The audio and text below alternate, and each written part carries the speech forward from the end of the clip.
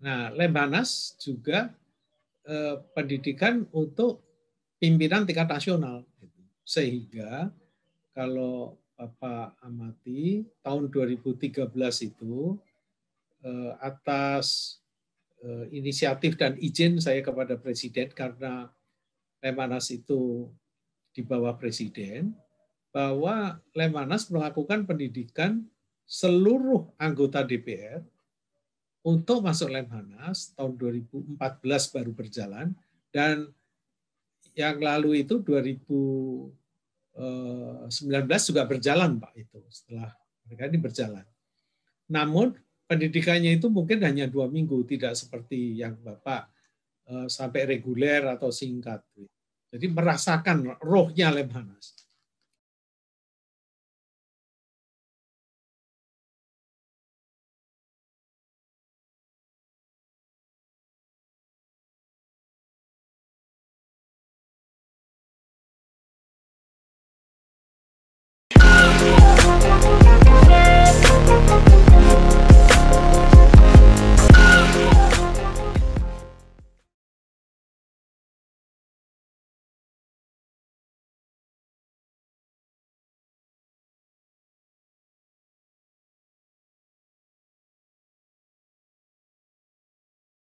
Assalamualaikum warahmatullahi wabarakatuh.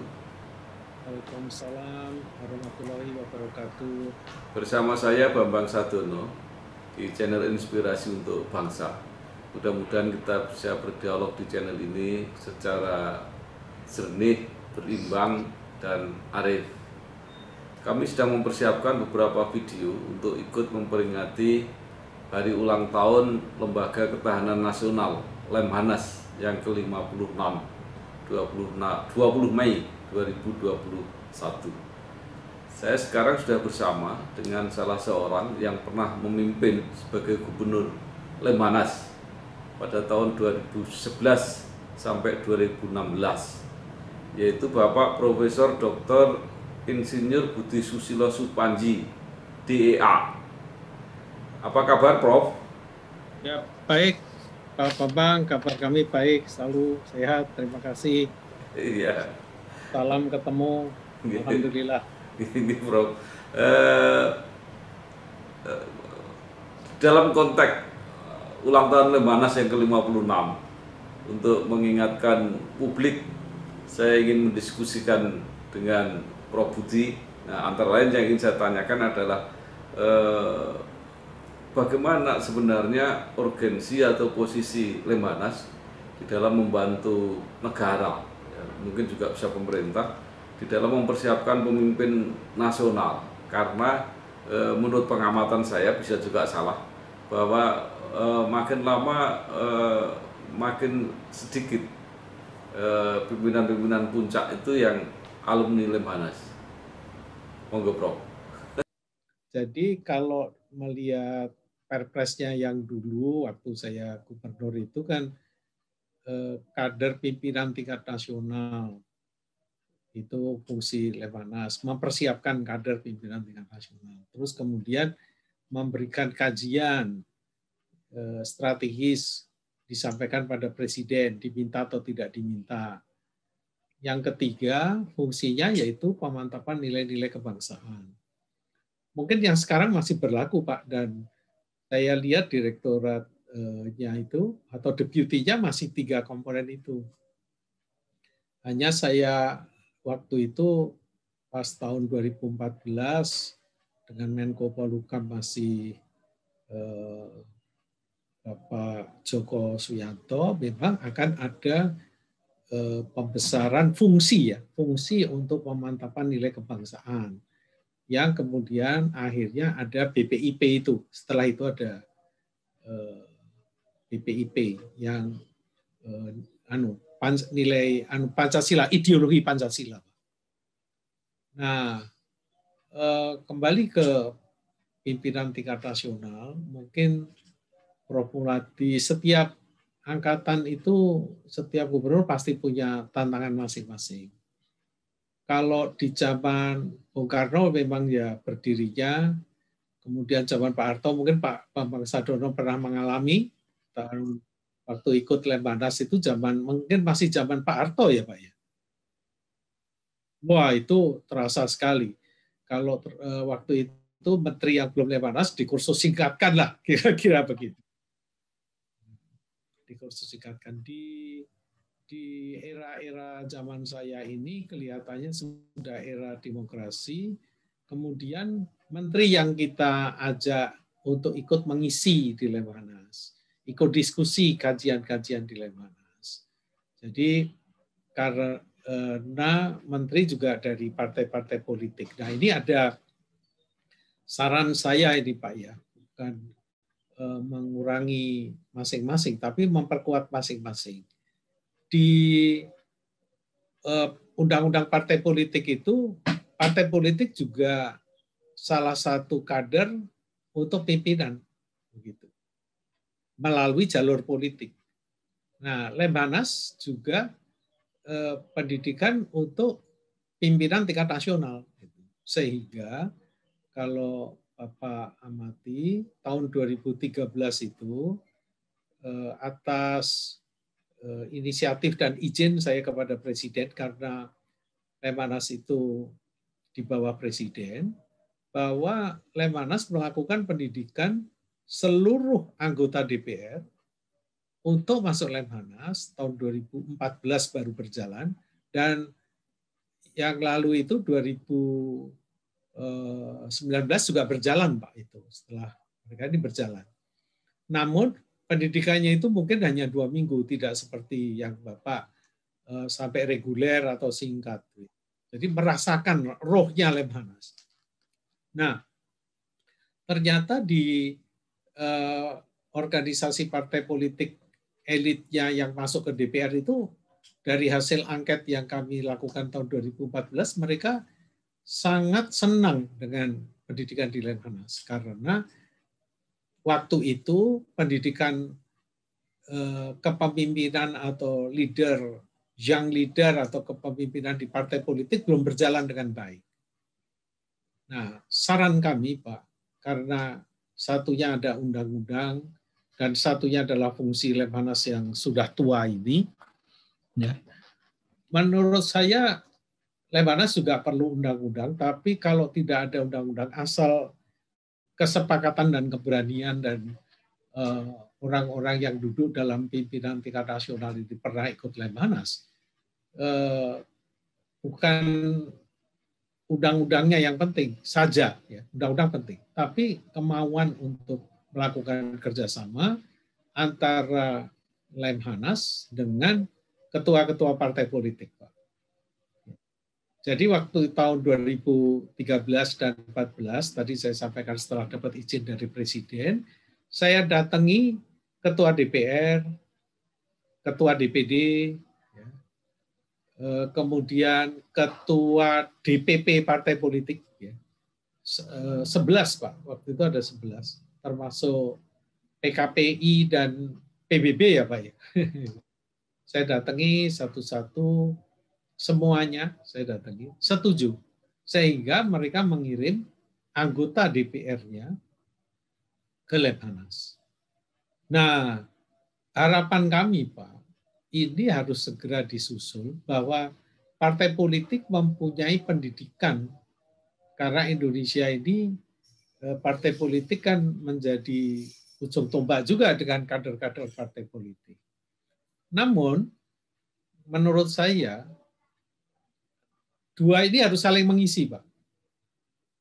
Saling artinya begini, orang-orang sebelum masuk di dalam pendidikan partai politik, itu masuk Lemhanas dulu, kemudian dia masuk ke partai politik.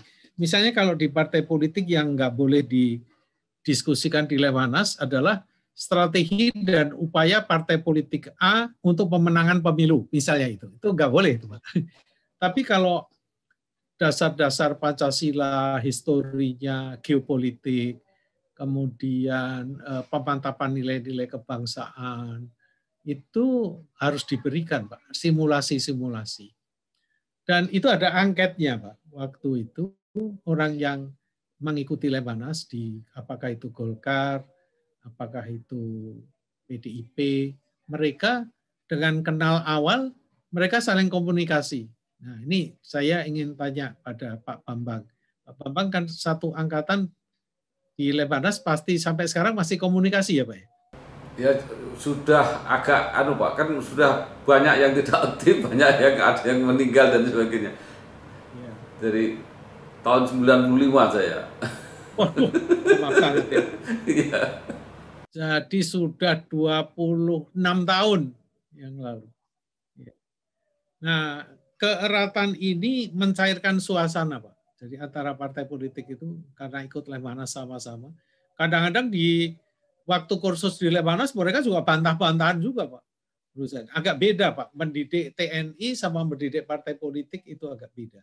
Tapi kalau melihat cita-citanya Bung Karno agar kader bangsa Indonesia itu tahu geopolitik, memang pastinya di Lemhanas. Nah, hanya Pak, yang kursus di Lemhanas seperti Bapak yang dulu namanya kursus reguler itu ya Pak ya. Sama ada kursus singkat. Saya ikut yang reguler Pak. Itu partai politik relatif yang ada Pak zaman saya. Tapi yang paling aktif nungguin itu adalah Golkar Pak. Paling aktif. Jadi begitu ada jatahnya itu nggak masuk, dia memasukkan. Zaman saya belum ada, Pak. Oh. Zaman saya itu yang dari swasta cuma hanya 2 orang, dari Kadin sama dari PBI. Nah, saya dari PBI. Oh, iya. Zaman saya sudah mulai masuk, Pak. Dan saya gubernur malah saya opia-opia, Pak. Jadi mungkin sudah ada perbedaan ya, Pak. Jadi banyak sekali dari PDIP, dari Golkar, dari Demokrat, PAN, itu PKPI itu memasukkan, Pak. PKB juga, Pak. Jadi aktif. Oh, PKS juga sangat aktif, Pak. Nunggu dia. Ada jatah kosong dia memasukkan. PKS sangat aktif sekali. Nah, itu walaupun karakternya bermacam-macam itu ya, di dalam persatuan bangsa ini perlu dijaga. Nah, saya anggap Pak Bambang, selama saya Gubernur Lemhanas, jatah atau orang yang dari partai politik agak kurang. Harusnya diperbanyak. Dengan setelah reformasi ini harus diperbanyak. Menjadi lebih besar dan aktivitas partai politik lebih agresif untuk masuk Lemhanas. Namun jangan berhenti di situ. Dilanjutkan dengan pendidikan di partai politik masing-masing. Nah, saya dengar Pak, di Golkar sudah mempunyai Golkar Institute, Pak. Ya, jadi sekarang hampir semua partai punya, Pak. Oh, sudah punya. Iya. Sekolah politik namanya. Waktu itu kami menginisiasi agar ini punya ini. Ya. Ya. Apa itu malah nggak dibalik, Pak? Sekolah dulu di partai, puncak-puncaknya di Lemhanas, bisa gitu. Boleh Pak, boleh begitu. Boleh begitu. Jadi waktu saya juga ditanya waktu itu ada yang sekolah partai dulu, kemudian diberi sayatan geopolitik, pemantapan nilai, sejarah itu diletakkan di Lemhanas. Setuju, Pak? Di banyak negara kan juga punya pengalaman seperti lembaga seperti Lemhanas, dan mereka juga lebih dulu rekruting pemimpin nasional itu dari partai-partai politik, Pak. Itu kalau Bapak bandingkan seperti apa sebenarnya lembaga mereka? Kalau yang saya ketahui Pak, di Korea itu punyanya Universitas Pertahanan, Defense University. Ya. Kalau di Amerika juga Defense University ininya. Terus ada Naval College, terus kemudian ada sekolah-sekolah militer. Di Prancis ada IHEDN, Institute Higher Institute Higher Education Defense Nasional. Ya, itu mirip di Lemhanas, mirip Pak.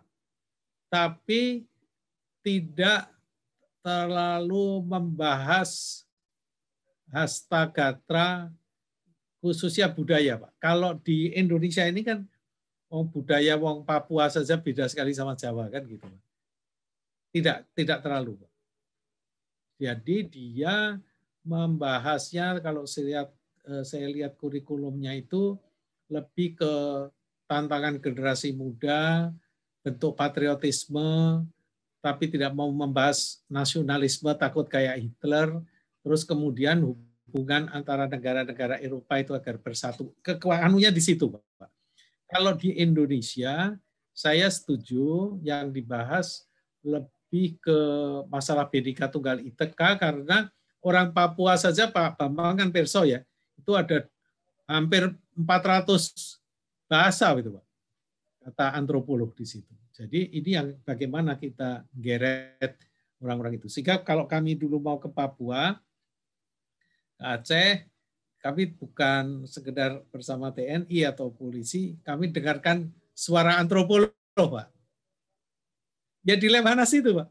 Gitu.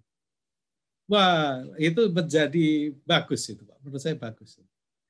Nah, kembali ke negara-negara tadi. Kalau Cina ada party school, Pak. Karena single party school. Nah, mereka menganggap party school itu kayak Lemhanas, tapi bukan, beda dia. Mereka nggak ada etnis. Orang China kan etnisnya kan dari dulu ya hampir satu. Kalau Bank Indonesia itu Wong Purwokerto sama Semarang bahasanya logatnya lain ya Pak ya. Tegal.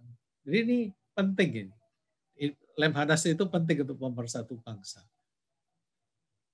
Nah sekarang bicara mengenai pengkajian, Prof. Jadi tadi selain pendidikan kan tugasnya juga pengkajian. Seberapa efektif dan seberapa dimanfaatkan pengkajian-pengkajian yang dilakukan oleh Lemhanas? Kalau saya mengalami begini, Pak. Tentunya kajiannya tidak saya buka satu persatu ya, Pak ya. Tidak ya. Jadi ada kajian Lemhanas yang kami sampaikan kepada Presiden. Era saya kan 2 presiden ya Pak ya. Jadi Presiden SBY dan Presiden Jokowi. Saya beruntung di Pak Jokowi itu 1,5 tahun, Pak, ikut Pak Jokowi. Saya ditunjuk oleh Pak Presiden SBY, tapi ikut Pak Jokowi 1,5 tahun. Walaupun tidak dilantik oleh Pak Jokowi, tapi ikut 1,5 tahun. Ada menteri yang ditunjuk oleh Pak Jokowi, bahkan Menko hanya 9 bulan, Pak. Jadi saya orang yang lain kok di situ ditunjuk itu. Nah, kemudian efektivitasnya itu yang Bapak tanyakan, kalau saya sampaikan pada Presiden diminta atau tidak diminta, karena Lemhanas kan punya kajian apa sih yang harus dikaji, ada kebijakan Presiden, terus ada lingkungan strategis gitu Pak. Terus dari situ turun, oh kira-kira ini yang dikaji, terus disampaikan pada Presiden. Yang kedua adalah quick response. Quick response itu kalau ada permintaan dari kementerian atau Presiden minta ada disposisi untuk dilakukan kajian. Nah, dari masa Pak Presiden SBY, saya menerima beberapa delegasi. Jadi sifatnya kan ke Presiden, tapi kan terus Presiden tidak membaca seluruhnya ya Pak ya, punya perangkat, Presiden kan punya perangkat. Nah di Mensesnek, Menseskap itu turun ke Menko. Nah dari tim Menko itu ada turun kajian Lemhanas begini, nyocokkan Pak. Nah itu bagus, saya bagus. Tapi dari puluhan kajian, mungkin yang ditindaklanjuti semacam itu hanya 20%. Hanya 20%. Yang lain-lain yang ditindaklanjuti artinya dikonfirmasi Pak ke Lemhanas. Lemhanas kan bikin gitu. Nah, dikonfirmasi. Nah, yang lain-lain kadang-kadang kami tidak bisa ngikuti Pak. Kajian itu termasuk ke Menko, ke kementerian. Nah, kementerian kalau bahasa Jawanya objek karpe dewe gitu Pak ya. Ah ini piye gitu. Yang 20% ditindaklanjuti Pak. Diklarifikasi ke Lemhanas. Gimana maksudnya? Tentunya yang minta klarifikasi bukan menterinya, itu ada staf ahli menteri yang dapat disposisi. Nah itu bagus, menurut saya bagus. Nah, kalau boleh Pak, ini yang harus ditindaklanjuti. Kalau enggak kan istilahnya mospro ya Pak ya, kalau orang Jawa. Lalu fungsi ketiga Pak, tadi yang fungsi pemantapan apa nilai-nilai kebangsaan. Ya. Nah, ini ada bagus Pak, ada bagus, dan saya lihat di Prancis negara demokrasi di Eropa ya Pak ya. Waktu itu kan monarki absolut monarki, kemudian dia jadi republik. Nah, waktu dari absolut monarki ke republik ini mengalami kekaisaran Napoleon.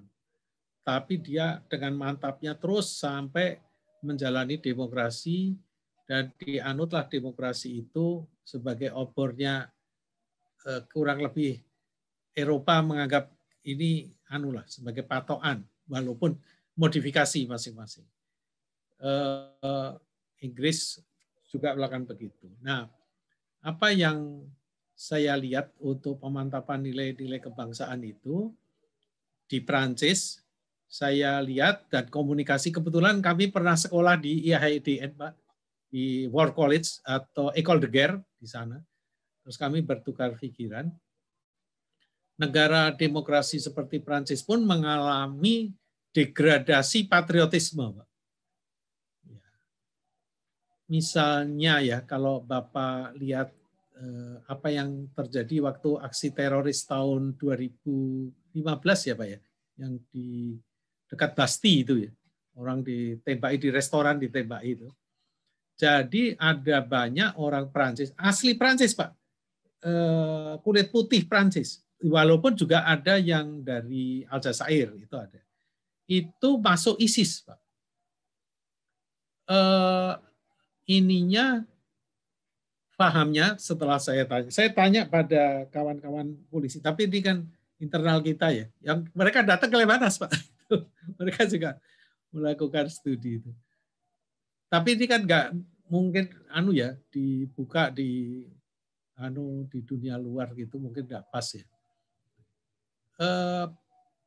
Sehingga Prancis menginginkan ada pemantapan terhadap demokrasi ini untuk bangsa Prancis. Anak-anak mudanya itu sudah berbeda dengan yang dulu. Sehingga mereka tanya kepada kami, bagaimana pemantapan nilai-nilai kebangsaan? Kan road-nya berbeda. Kalau kami etnis bahasa saja, kalau mereka kan bahasanya satu, bahasa Prancis. Walaupun dulunya juga terpecah-pecah begitu. Nah, ternyata bahasa itu bagi Prancis juga dipakai untuk mempersatukan bangsanya. Nah, dia kagum dengan, kalau bahasa daerah kita kan lebih kaya Pak dibandingkan Prancis. Di Prancis juga ada Breton, bahasa Marseille, bahasa Normandi begitu. Tapi kecil Pak, mungkin nggak lebih dari 10 lah menurut saya. Kalau kita kan ratusan. Nah, dengan adanya globalisasi dan adanya ISIS kemudian meledak, bangsa Prancis kulit putihnya itu kena paham radikal. Jadi yang radikal itu bukan hanya sekedar terus agama begitu enggak Pak? Dia mengatakan itu keliru gitu. Ini dia pengen liberty-nya itu sudah aneh gitu. Sehingga dia masuk, ini yang dianggap ini panutan, keliru dia. Terus menembaki orang-orang itu. Nah, ini sehingga perlu ada pemantapan terhadap patriotisme yang bentuknya lain. Nah, si Prancis itu mengatakan ini pas kalau dilakukan di Indonesia. Dia mengatakan begitu karena Prancis mengalami kesulitan di dalam menghadapi aksi teror itu, Pak. Hampir mirip, tapi ini sudah kawan-kawan kami dari orang teror lah, seperti Golese atau mantan-mantan PRPT harus bercerita bagaimana sulitnya kalau Pak Bambang dulu kan ada pola pikir, pola sikap, pola tidak ya Pak ya. Dan itu diajarkan itu ya. Dan semuanya itu dia melalui teror itu kan dimulai dari pola pikirnya dia, terus dia pola sikapnya, akhirnya pola tindaknya jadi berontokin itu.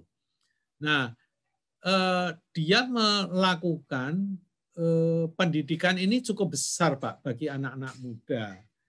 Nah, sehingga saran kami, Pak, waktu itu untuk pemantapan nilai-nilai kebangsaan ini diperbesar peran Lemhanas.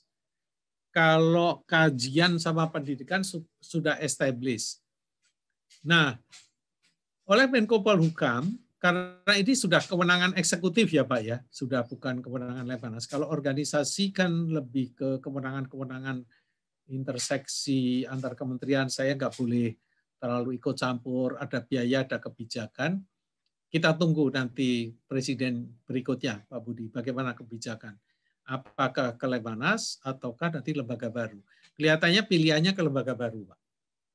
Sehingga Lemhanas kelihatannya tetap ada, tapi bentuknya kecil. Menurut saya ya Pak ya, visinya dari pemerintah, karena tadi yang saya cerita peran dari partai politik, sehingga kalau Bapak lihat di struktur di BPIP kan juga ada Dewan Pengarah dan sebagainya, Bapak pasti tahu lah pengaruh politik, sehingga orang-orang yang duduk di situ mesti ada tokoh-tokoh nasional dan politik. Nah di Lemhanas saya kira hanya mengisi core yang tadi saya sampaikan, tapi di BPIP memberikan masukan-masukan yang lebih ke aspek sivil gitu. Nah Lemhanas ini sering dilihat begini Pak, prototipe atau stereotip ya Pak ya. Oh kalau Lemhanas itu militer gitu Pak. Padahal kan tidak Pak. Tidak. Kan tidak Pak ya. Gimana menurut Pak Bapak? Ya, jadi prosentasenya kan juga sudah makin sedikit yang dari militer. Betul. Ya. Betul. Ya. Walaupun militer itu rebutan loh Pak. Kalau mau masuk Lemhanas rebutan. Iya. Oke. Ya. Prof. Budi, mungkin terakhir, apa yang ingin Bapak sampaikan, pesankan kepada lembaga Lemhanas, kepada para alumni, atau kepada masyarakat secara umum mengenai peran Lemhanas ini? Saya ada 3, Pak. Ada 3, Pak. Ada kajian Lemhanas tentang skenario 2045. Dalam skenario itu disebutkan bahwa desain skenario yang dibuat tahun 2014 ya Pak ya, 13, 14 itu. Kita belajar dari Adam Kahane atas saran dari Profesor Emil Salim.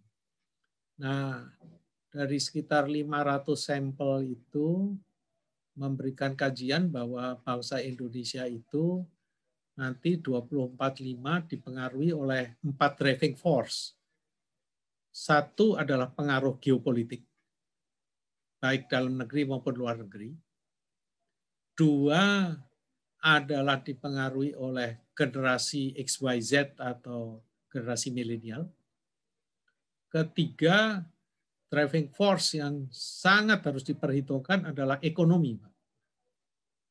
Ekonomi itu termasuk pemegang sektor-sektor ekonomi dan global financial, ya, regional financial, national financial ini akan pengaruh.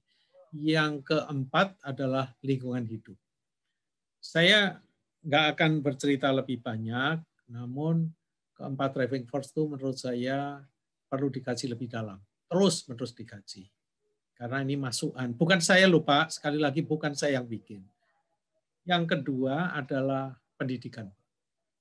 Pendidikan Lemhanas itu menurut saya jangan masuk mirip ke universitas, jangan.